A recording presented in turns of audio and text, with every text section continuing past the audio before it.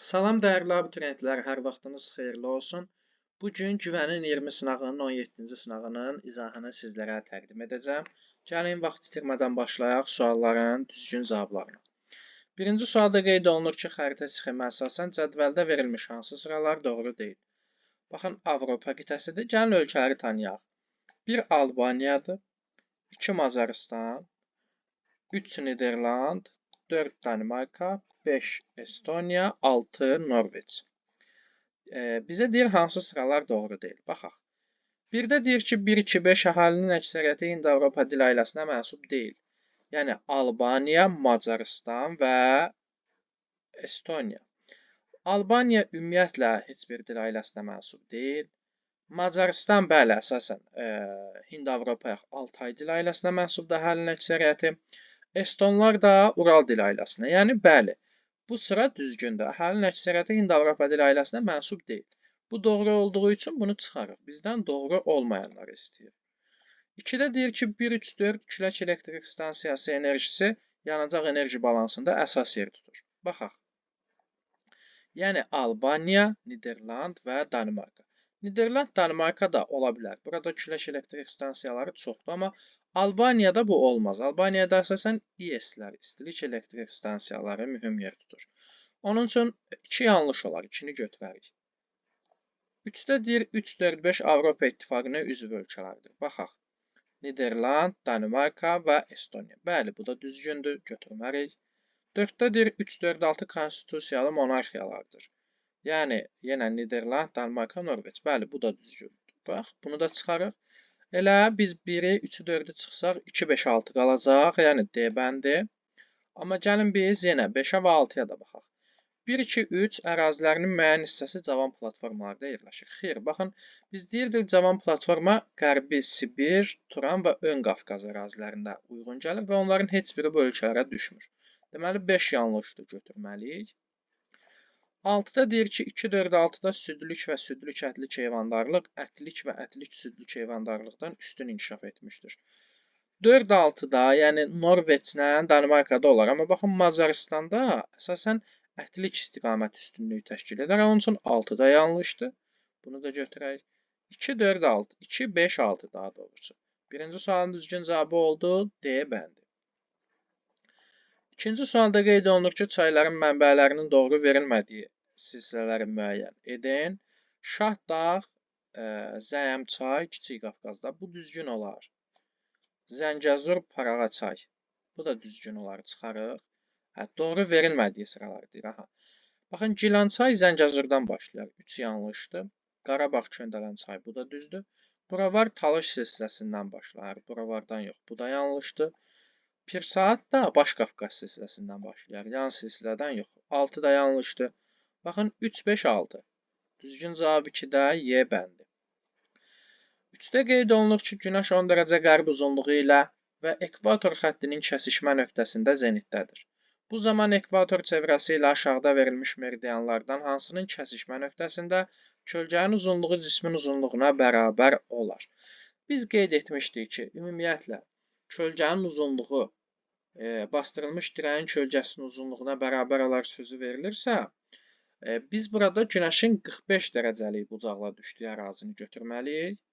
Və baxın, burada bizə deyir ki, 10 dərəcə qərb uzunluğu ilə ekvator xəttinin kəsişmə nöqtəsində zenitdədir. Aha, ekvator çevrəsi ilə.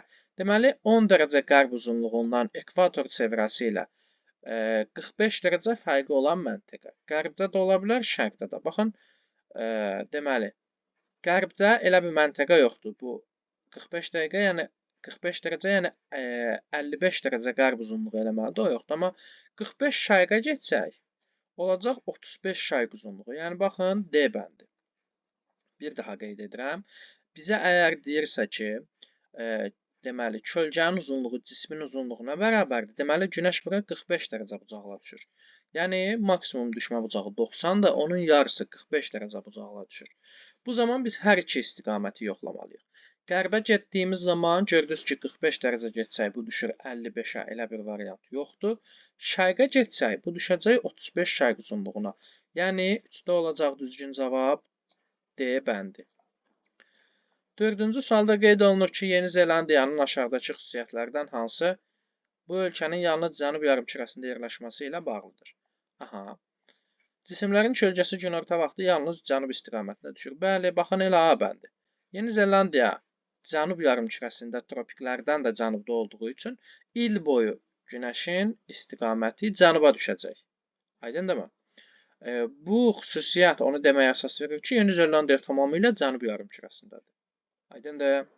Onun üçün 4-cü sualda A bəndini götürərik. Günəş zenitdə olmur. Bunu götürə bilmərik. Bu şimal yarımkürəsində də olmaz. Gecə-gündüzün adi növbələşməsi pozulmur. Digər şimal ərazilərində də olar. 11-12-ci saat qurşaqlarında yerləşir, əlaqəsi yoxdur. Günəşin maksimum minimum düşmə bucaqlığı 47 dərəcədir. Eynən bunun da əlaqəsi yoxdur. Düzgün cavab olacaq 4-də A bəndi. 5-də deyir, doğru fikirləri müəyyən edin. İyul ayında Böyük Qumlu Səhrada Tar səhrası ilə müqayisədə havanın su buxarı ilə doyma həddi daha yuxarı olur. Böyük Qumlu Səhra Avstraliyada cənub yarımkürəsindədir. Tar səhrası isə Hindistan-Pakistan sərhədində şimal yarımkürəsində. İyul ayında günəş şimal yarımkürəsində olur və Tar səhrasında havanın su buxarı ilə doyma həddi daha yuxarı olur. Baxın, onun üçün bu yanlışdır. Bunu götürməliyik. 2-də deyir ki, isti okean cərəyanlarının suyu soyuq okean cərəyanlarına nisbətən duzlu olur. Bəli, 2 düzdür. İsti okean cərəyanları daha duzlu olacaq. Burada buxarlanma çox olduğu üçün. 3. Okean suyunda şəffaflıq diametri 30 sm olan gümüşü rəngli lövhənin göründüyü məsafəyə əsasən təyin edilir. Bu da düzgündür. 4. Yer səthinə düşən yağıntılar zonal paylanır və onların əksəriyyəti ekvatorial enliklərə düşür. Bəli, 4 də düzgündür. 2, 3, 4. Düzgün cavab olacaq 5-də B bəndi. Gəlin digər 5-6-ya da baxaq. Qeyd olunur ki, Azərbaycana mülayim kontinental hava kütlələri mülayim enliklərdə yerləşən Azər antisiklonu sahəsindən gəlir. Xeyr, bu mülayim dənizdir, yanlışdır. Yerin geoloji inkişafının ilkin mərhələsində qurunun sahəsi daha böyük, əksinə daha kiçik olub, su daha böyük olub. 6 daha yanlışdır. Düzgün cavab olacaq 5-ci sualda B bəndi. 6-da qeyd olunur ki, xəritə sxemə əsasən cədvəldə verilmiş hansı sıralar doğrudur? 2, 4, 6-da soyuq iqlim tipi yayılıb. Bəli, baxın elə bir düzgün olar. 4, 5, 6-da qəhvəyi dağ meşə torpaqları. Baxın, 6-da qəhvəyi dağ meşə torpaqları olmaz. Ümumiyyətlə, Naxçıvanda deyirdik ki, meşə torpaqları geniş yayılmır. 2-ni çıxarıq. 3, 1, 3, 4 ortadağlı meşə və meşədən sonra yaranmış çəmən çöl landşafları xasdır. 1, 3, 4. Xeyr, baxın, bir Qanı-Xəyir çaydır. Bura düzənlik ərazilərdir. Ortadağlıq deyil. Onun üçün 3-də yanlışdır. 4-də deyir 1, 3, 5 günəş radiasiyasının illik miqdarı 150 kilokal santimetrdən çoxdur. 1, 3, 5. Baxın, elə yenə Qanı-Xəyir çayda yağıntı çox düşür, buludluq çoxdur. Bu qədər günəş radiasiyası olmaz. Bu da yanlışdır. 2, 5, 6 tektonik qalxma zonasında yerləşirlər. Bəli. 2 Böyük Qafqazda, 5, 6 Kiçik Qafqaz tektonik qalxmasında. Deməli, 1, 5, 6-cı sualda C bəndi olacaq. Düzgün cavab. 7-də qeyd olunur ki, cədvələ əsasən uyğunsuzluğu müəyyən edin. Aha. Doğruya doğru, yanlış. Aha, uyğunsuzluq. Doğruya yanlış, yanlışa doğruları götürməliyik. Subtropik iqlim qurşağında savanna və seyrək meşələr təbii zonasına rast gəlinir. Bəli, bu düzgündür. Uyğun gəlməz. Eir və Titikaka gölləri tropik işıqlanma qurşağında yerləşir. Xeyr, tropiklərdən kənardadır. Bunu götürərik. Yanlışa doğru olduğu üçün. Geosinklinalın birinci inkişaf mərhələsinə platforma mərhələsi. Xeyr, geosinklinalın 4-cü inkişaf mərhələsinə platforma deyilir. 3-ü də götürdük. Rio Grande və Parana çayları transsərhəd çaylarıdır. Bəli, bu düzgündür. Doğruya yanlış olduğu üçün bunu da götürdük. Yəni 2, 3 və 4 B bəndi. Aydındırmı? 7-ci sualın düzgün cavabı olacaq B bəndi. 8-də qeyd olunur ki, deməli bu sual 8 oldu. Burada pozulub, bunu qeyd edək. Mətndə verilmiş A platosu ilə bağlı cədvəldəki uyğunsuzluğu müəyyən edin. Afrikanın cənubunda mütləq hündürlüyü yüksək olan hamar platolar geniş yer tutur. Bunlardan biri də daha çox səhra adı ilə tanınan A platosudur. Bu səhranın sahəsi 2,5 milyon kilometr kvadratdır. Burada zəncirvari şəkildə yerləşmiş diyunlar üstünlük təşkil edir. Baxın, bu ərazi olacaq Cənubi Afrikada Kalahari platosu. Düzdürmü? Kalahari platodur, böyük sahəni əhatə edir və həmçinin burada biz deyirdik ki, deməli, nə olacaq? Zəncirvari şəkildə diyunlar üstünlük təşkil edəcək. Aydındırmı? Onun üçün biz buranı götürdük A platosunu, Kalahari platosu. İndi bizə deyir ki, uyğunsuzluğu müəyyən edin. Edək. A-da deyir, ərazisindən daxili axarsız hövzənin çayı olan Okavango axır. Bu düzgündür. Aha, baxın, yanlış kimi bunu verilib. Deməli, elə A bəndidir. Aydındır. Doğruya yanlış deyir. Deməli, A-nı götürməliyik. B-də deyir, Car Namibiya Botswana ərazisində yerləşir. Doğru, bəli. Subekvatorial iqlim qurşağında yerləşir. Xeyr, əsasən tropik deməli iqlim qurşağında yerləşir. Deməli, yanlışa yanlış çıxırıq. Mərkəz hissəsində ensiz Nyasa gölü yerləşir. Xeyr, Nyasa gölü burada deyil. Bu da yanlışdır. Dünyada ən nəhəng qum toplanmış ərazidir. Doğrudur. Doğruya doğru olduğu üçün bunu da çıxdıq. Aydındır. Düzgün cavab 8-də oldu. A bəndi. 9-da qeyd olunur ki, cədvəldə verilmiş fikirlərin düzgün ardıcıllığını müəyyən edin. Yeni Qvineya adası Şərq yarımkürəsinin ən böyük adasıdır. Bəli, baxın, ümumiyyətlə Qrenlandiyadan sonra ən böyük ada Yeni Qvineyadır və bu da Şərq yarımkürəsində ən böyük ada idi. Kənar dənizlərdə qabarma dalğasının hündürlüyü daha böyük olur. Bəli, bu da doğrudur. Deməli, baxın, ya D olacaq, ya Y. Çünki bunlar uyğun gəlməyəcək heç biri. Deməli, Aleoid adaları litosfer tavalarının divergent sərhədinə xeyr, konvergent, bu yanlış. Orta okean dağ silsilələrinin şimal buzlu okeanda rast gəlinmir, rast gəlinir. Bu da olacaq, deməli, yanlış. Aydındır. Baxın, doğru, doğru, yanlış, yanlış. D-ni də çıxdıq, düzgün cavab oldu Y.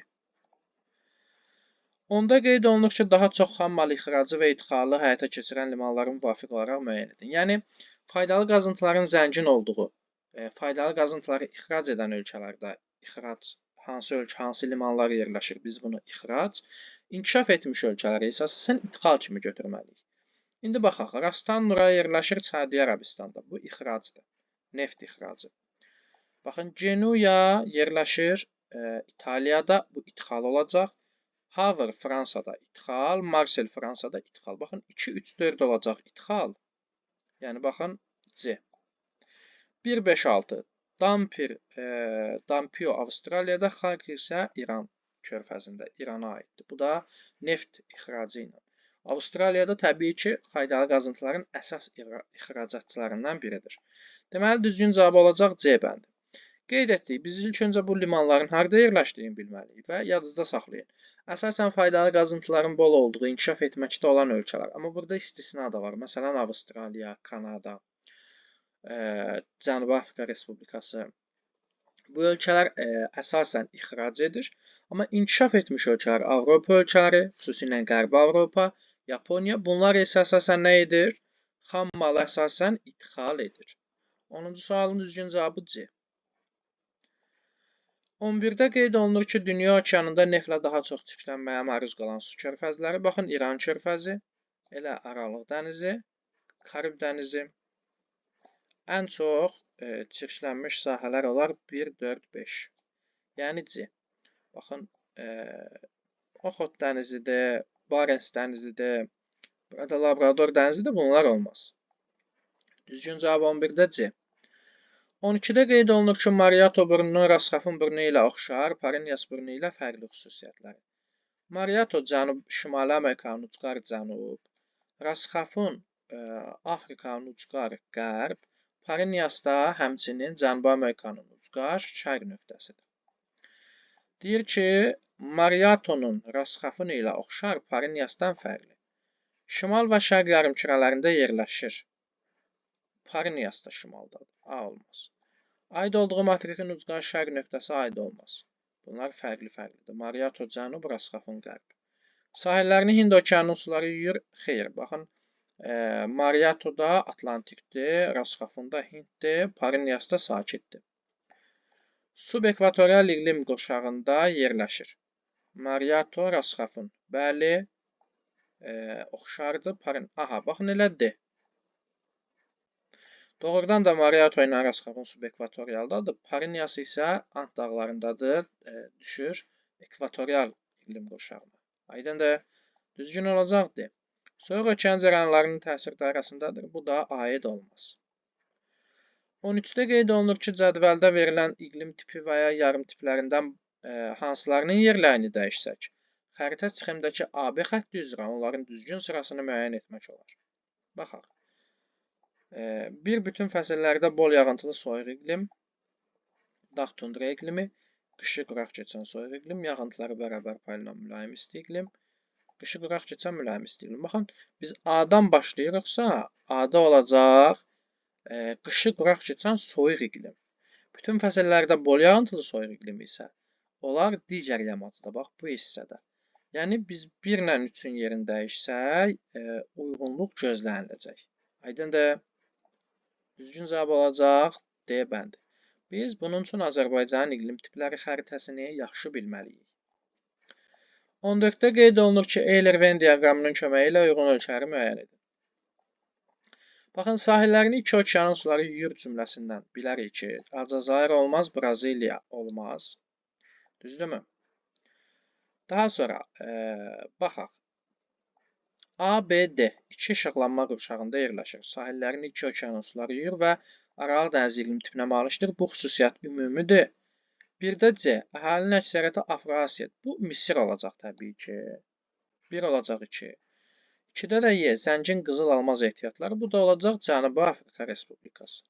1 olacaq 2. 2 olacaq 4. C. Misirin, Y. Carın, ABD isə hər ikisinin oxşar xüsusiyyətləridir. 15-də deyir, sahəsinə görə ən kiçik türk dövlət qurum və ya muxtariyyət Sintiziyan Uyğur, Qaqauziya, Qaraqalpaqistan, Altay Tıbı. Baxın, bu olacaq deməli, Qaqauziya Muxtar Regional Torpağı. 15-də düzgün cavab olacaq B bəndi. 16-da qeyd olunur ki, cədvələ əsasən doğru olmayan sıraları müəyyən edin. Apatit, aha, baxın, bu şərti işarə apatitdir, barıt verir. Bu səhv. Aha, elə doğru olmayan deyirsə götürdük. Xromit, ipək, bu düzgündür. Kükürt, kolçetanın toğanalı. Bu da düzgün olar. Perlit, şahtaxtı. Şahtaxtda travertindir. Bu da yanlışdır. Dəmir filizi göydərədə olmaz. Göydərədə civədir. Deməli, daha doğrusu xromitdir. 5 də yanlışdır, götürərik. 6-da civə, lefçay düzdür. 1, 4, 5 olacaq yanlış sıralar. 17-də qeyd olunur ki, inkişaf etmiş ölkələrin əksəriyyəti üçün xarakterlidir. Demoqrafik keçidin 4-cü mərhələsi bəli. Urbanizasiya yüksək səviyyədədir, bəli. Sosial-iqtisadi inkişafın asılı xarakter xeyr, bu inkişaf etməkdə olan ölkələrə aid. Təsərrüfatın ərazi quruluşunun çox mərkəzli, polisentrik, bəli. Baxın elə 1, 2, 4. 5-də deyir, iqtisadiyyatın inkişaf səviyyəsinin təbii resursların zənginliyi ilə xeyr. Əhali artımı 2 yox, 1-ci tip olar. 17-də düzgün cavab olacaq D. 18-də deyir ki, 126 dərəcə şərq uzunluğu 10 və 11-ci saat qurşaqlarının sərhədlərini təşkil edirsə, 27 dərəcə qərb uzunluğu hansı saat qurşağında yerləşər? Deməli, bunu tapmaq üçün biz nə edirik, dəyərli izləyicilər? Biz normalda bilirik ki, 1 saat 15 dərəcədir, düzdürmü? Və 24 saat qurşağı ayrılır. Amma burada fərqlidir. Bizə deyir ki, 126 şərq uzunluğu 10 və 11-ci saat qurşaqlarının sərhəddini təşkil edir. Biz burada deməli 1 saatın neçə dərəcə olduğunu tapmaq üçün nə edərik? 10 və 11-in ədədi ortasını taparıq. 10 və 11-i toplayıb bölməliyik 2-yə. Bu edər 10,5 və 126-ya bölərik 10,5-i. Aydındır. Bu edəcək 12.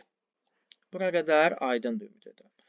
12 oldu 1 saat ərzində yer kürəsinin fırlanma dərəcəsi. İndi biz buradan tapa bilərik yer kürəsində neçə saat qurşaq var. Bəli, yəni 360-ı 12-yə bölməklə. Bu da edər 30. Deməli, 30 saat qurşaq var. 1 saat 12 dərəcədir və biz tapaq 27 qərb uzunluğu hansı saat qurşağındadır. Nə edərik? 12-nin yarısı 6-dır. 27-ni bölərik 12-yə. Qalıq 6-dan kiçik olsa işimiz olmaz, 6-dan böyük olsa üzərinə 1 gələrik. 27-ni böləndə 12-yə 2 dəfə bölünür və qalır orada deməli neçə? 3. 6-dan kiçik olduğu üçün işimiz yoxdur. Və qərb yarımkürəsində olduğu üçün saat qurşaqlarının cəmindən, yəni 30-dan da çıxarıq 2-ni, onlar 28-ci saat qurşağı. Aydındır? Baxın, biz burada ənənəvi öyrəşdiyimiz 1 saata 15 dərəcə 24 saat qurşağını unutduq. Burada deyir, təsəvvür elə, xəyal elə ki, belədir. Deməli, nə etdik? Bizə verilən saat qurşaqlarının, belə deyək də, tən ortasında, sərhəddində olanı tapdıq. Toplayıb 2-yə bölməklə. 126-ya böldük onu, oldu 1 saata neçə dərəcə olduğu və 360-a bölməklə ümumi saat qurşaqlarını tapdıq. Daha sonrası isə rahatdır. Bildiyimiz məsələdir ki, bölürük. Əgər onun yarısından qalıq böyükdürsə, üzərinə 1 əlavə edirik, kiçikdirsə heç nə etmirik və qərb yarımkürəsində olanda ümumi saat qurşaqlarından 30-dan çıxırıq və düzgün cavabı tapırıq. Aydındır? Gəlin indi keçək. Deməli, 18-də oldu B. 19-cu suala. Qeyd olunur ki, G8 qrupuna aid olmayan fikirləri müəyyən edin. G8 biz bilirik ki, dünyanın ən böyük 8 ölkəsi. Almaniya, İtaliya, Böyük Britaniya, Fransa, ABŞ, Kanada, Yaponiya və Rusiyanın aid olduğu qrupdur. Rusiya artıq G8-də təmsil olunmur həmçinin, amma burada biz bunu aid edəcəyik. Aid olmayan. Bu qrupda Afrikanın cəmi bir ölkə təmsil edir. Baxın, bu yanlış.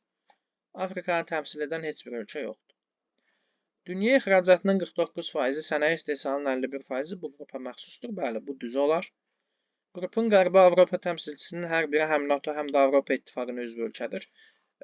Baxın, məsələn, Böyük Britaniya artıq Avropa deməli İttifaqına üzv deyil. Onun üçün 3-də yanlış olacaq, götürərik.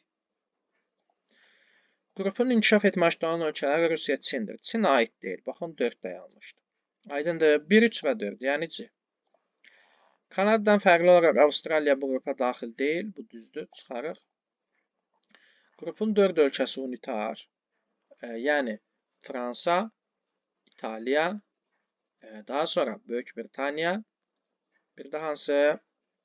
Yaponiya. 4-ü də federativ, bəli, Almaniya, Rusiya, ABŞ, Kanada. Bu da düzdür. Deməli, 19-cu sualın düzgün cavabı oldu C bəndi. 20-də qeyd olunur ki, arıçılığın inkişafı üçün daha yaxşı təbii şəraitə malik olan rayonlar, yəni dağlıq ərazilər. Baxın, Kəlbəcər, Laçın, deməli, Zaqatala, 1, 4, 5. Düzgün cavab Y bəndi. Bu neçənci sual idi? 21-ci sualda qeyd olunur ki, hansı fikir doğru deyil? 30 dərəcəlik cənub enliyində yerləşən şimal istiqamətinə meyilli dağ yamacında günəş şüaları 90 dərəcə bucaq altında düşə bilər? Bəli. Çünki şimala meyilliliyi varsa, biz maksimal 30 dərəcəyə neçə dərəcə bucaqlar düşürsə günəş, onu da gələrik həmin düşmə bucağının üzərinə, yəni 90 dərəcə bucaqlar düşə bilər. B-də qeyd olunur ki, Antarktida və Afrika litosfer havalarının sərhədində Orta Okean dağ silsilələri yerləşir. Baxın, elə yanlış bu olacaq. Antarktida və Afrika. Bunu saxlayaq. Bu doğrudur əslində. Bunu çıxarıq. Bu doğrudur. Çünki Antarktida Afrikanın arasında bəli, Orta Okean dağ silsilələri mövcuddur. C-də deyir, Falkland adaları Cənubi Amerika litosfer havasında yerləşir. Bu da düzgündür. Avrasiyada çoxillik donuşluğun cənub sərhədi Şimali Amerika ilə müqayisədə bəli, daha cənubdadır. Y qalır. Gəlin Y-yə baxaq. Bu nəsə B-də biraz fikrim qaldı, amma B deməli doğrudur dəqiq. Çünki orada Orta Okean dağ silsiləsi yerləşir. Y-də deyir, cənub yarımkürəsində mülayim iqlim qurşağına yalnız Tasmaniya adasında və Yeni Zelandiyanın cənub adasında rast gəlinir. Aha. Baxın, elə yanlış budur. Həmin ərazilərdə də var, amma Cənubi Amerikada da var axı mülayim iqlim. Onun üçün yanlış olacaq 21-də Y. 22-də qeyd olunur ki, uyğunluq gözlənilməmişdir. Deməli, Eyer gölü 1-dir. Mülayim işıqlanma qurşağında yerləşir.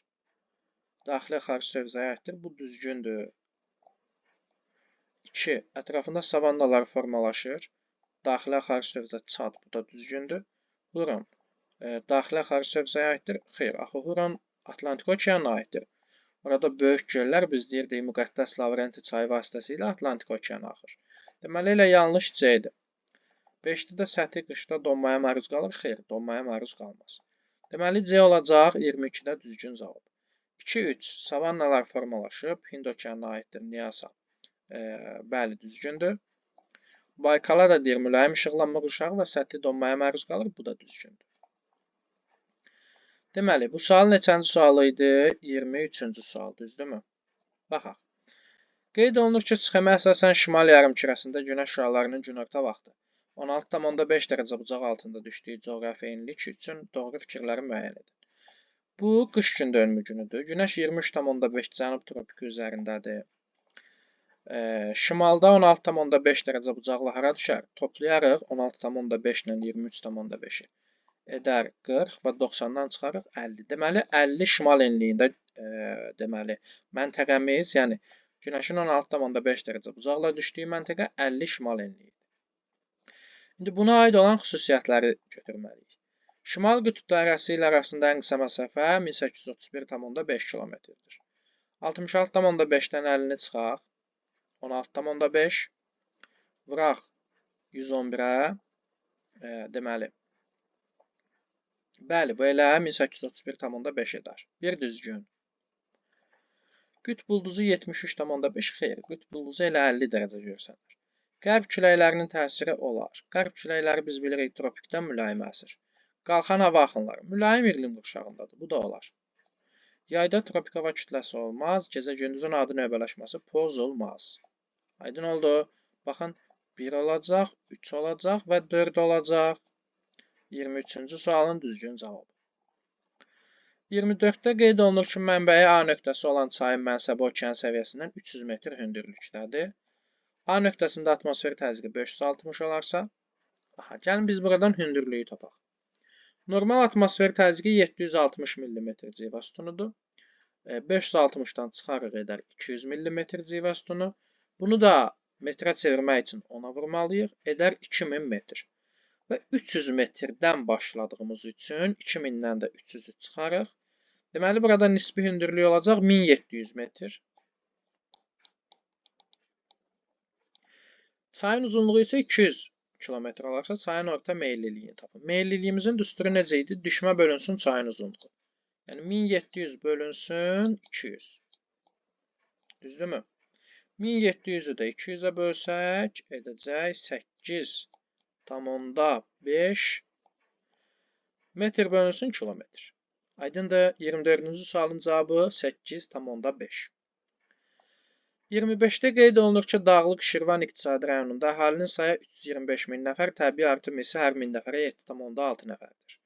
Şəki Zaqatalada isə bu göstərici müvafiq olaraq 630 min və 5,7 nəfər olmuşdur.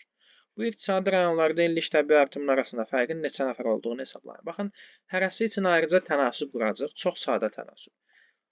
1000 nəfərə 7,6 nəfər, 325 min nəfərə x bu şəkildə.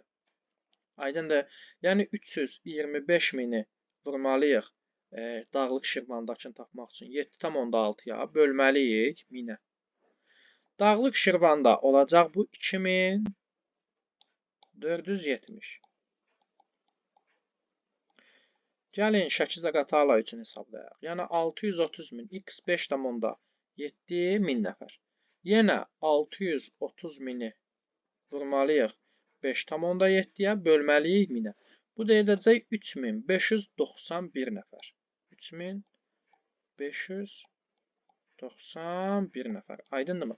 Və nəticə olaraq 3591-dən 2470-i çıxarıq. Bu da edəcək 1121 nəfər. Aydındırmı? 25-ci sualın düzgün cavabı da 1121 nəfər. 26-da qeyd olunur ki, Karib dənizinin Araq dənizi ilə fərqli, Cənubi Çin dənizi ilə oxşar əlamətləri. İnkişaf etməkdə olan ölkələrin sahillərini yuyur. Araq dənizi inkişaf etmiş ölkədə var, Karibdə yoxdur. Baxın, Cənubi Çində də var, məsələn, Singapur. Bir olmaz. Tropik iqlim qurşağında Karib dənizi yerləşir, amma Aralıq və Cənubi Çin dənizləri yox. Bu da səhv. Üzərində günəş zenitdə olur. Kariblə Cənubi Çində olar, aralıqda yox bu düzgün. Kənar dənizlər hesab olunur. Bəli, Kariblə Cənubi Çin, aralıq daxili dənizdir. Tropik siklonlar müşahidə olunur. Kariblə Cənubi Çində olar, aralıq dənizində olmaz. Aydındır. Kariblə Cənubi Çinin oxşar, aralıq dənizindən fərqli cəhətləri olacaq. 2, daha doğrusu 2 yox. 3, 4 və 5. Litosfer tavalarının sərhəddində aralıq dənizdə yerləşir. 27-də qeyd olunur ki, fərqli və oxşar cəhətləri Eyler-Venn diaqramının köməyi ilə müəyyən edilir. Milmuğan iqtisadi rayonu, Dağlıq Şirvan iqtisadi rayonu. Şirvansalyan və Mərkəzaran iqtisadi rayonları ilə həmsərhəddir hər ikisi. 3 olacaq A.